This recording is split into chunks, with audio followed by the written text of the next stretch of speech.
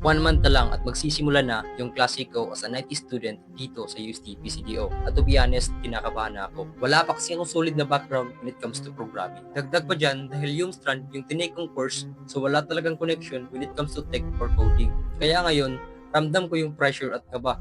Kasi papasok ako sa isang field na bago sa akin lahat. Pero kahit ganun, hindi ko hayaan na puro kaba na lang. Ngayon pa lang, nag-advance study na ako, watching YouTube tutorials, and learning the basics, and trying to understand kung paano nga ba magsimula sa programming. At the same time, iniisip ko rin kung paano ko mabalance ang lahat ng ito. Yung freelancing, content creation, working out, at itong TikTok affiliate marketing na ginawa ko ngayon. Alam ko sa sarili ko na once na mag-start na yung klase, ay mahati talaga yung oras ko. Pero na-realize ko, kung gusto mo talagang ma-achieve yung mga goals mo, wala kang ibang choice kundi trabahuin ito. Kailangan mo lang maging committed kasi kung hihinto ka lang sa unang struggle mo, huwag kang aasa na makakamit mo yung mga pangarap na hinahangad mo. Sabi nga nila, suffer now, enjoy later. So ayun mga tol, kahit mahirap, kahit nakakapagod, keep grinding, keep learning, and be sharp mga tol.